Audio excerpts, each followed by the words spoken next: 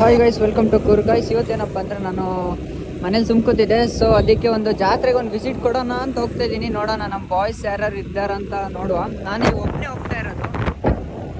ಹೋಗ್ತಾ ಇದ್ದೀನಿ. ನೋಡೋಣ ಬಾಯ್ಸ್ ಯಾರು ಸಿಗ್ತಾರ ಅಂತ. ಗೈಸ್, ನಾನು ಫೈನಲಾಗಿ ಜಾತ್ರೆಗಂತೂ ಎಂಟ್ರಿ ಕೊಟ್ಟರೆ, ಬಟ್ ಇಲ್ಲಿ ನೋಡಿದ್ರೆ ಅಂಗಡಿಗಳು ಸಮೇತ ಒಬ್ಬರು ಜನ ಕೂಡ ಇಲ್ಲ ಹೋಟೆಲಲ್ಲಿ. ಇವಾಗ ಕಾಣಿಸ್ತಿದ್ಯಾ? ಈಗ ಬಂದಿದ್ದು ಬಾಯ್ ಅದಕ್ಕಾರ ಕೂರಣ.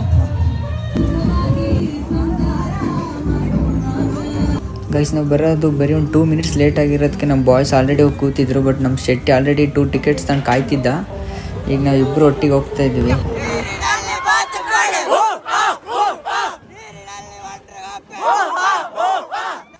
ಬ್ರೋ, ನಮ್ಮ ಶೆಟ್ಟಿ ಇಷ್ಟೆಲ್ಲ ಕೂಗಾಡ್ದ ಅದೇ ಲಾಸ್ಟಿಗೆ.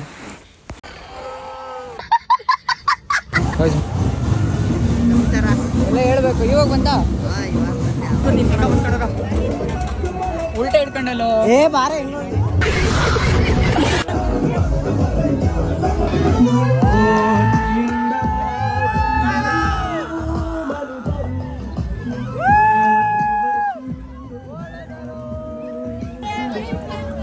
ಬ್ರೋ, ನಮ್ಮ ಬಾಯ್ಸು ಚೊಂಬು ಬೀಳಿಸ್ತೀನಿ ಅಂದ್ರೆ ಅಲ್ಲಿ ನೋಡೋ ಚೊಂಬಿಗೆ ಟಚ್ ಆಗಿಲ್ಲ ಬಾಲ್.